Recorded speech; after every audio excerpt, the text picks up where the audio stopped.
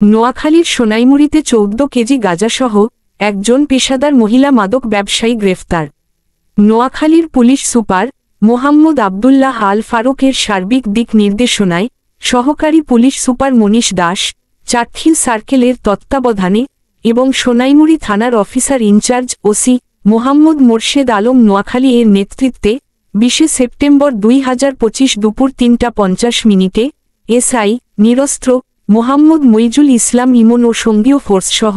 অত্র থানা এলাকায় মোবাইল ডিউটি করাকালীন গোপন সংবাদের ভিত্তিতে সোনাইমুড়ি পৌরসভার বাইপাস মোড় সংলগ্ন ইকোনো বাস কাউন্টারে যাত্রীবেশে অবস্থানরত আসামি মোছাম্মদ সুবর্ণা আক্তার 20, স্বামী মেহেদি হাসান, পিতা আব্দুল খালেক, সাংপুরান চৌয়ারা, শ্বশুর মোহন মিয়া এর বাড়ি, থানা সদর দক্ষিণ মডেল থানা, জেলা কুমিল্লা এর হেফাজত ও দখলে থাকা একটি কালো রঙের লাগেজে 4টি পলিথিনের প্যাকেটে মোড়ানো অবস্থায় 2 কেজি করে 8 কেজি এবং অপর একটি লাল রঙের লাগেজে 3টি পলিথিনের প্যাকেটে মোড়ানো অবস্থায় 2 কেজি করে 6 কেজি সর্বমোট 14 কেজি অবৈধ মাদকদ্রব্য গাঁজা উদ্ধারপূর্বক আসামিকে গ্রেফতার করেন।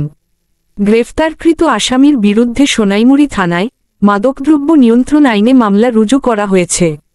অবৈধ মাদক ও অস্ত্র উদ্ধারের লক্ষ্যে অভিযান পরিচালনাসহ ওয়ারেন্টভুক্ত এবং নিয়মিত মামলার পলাতক আসামিদের গ্রেফতারের লক্ষ্যে অভিযান পরিচালনা অব্যাহত আছে।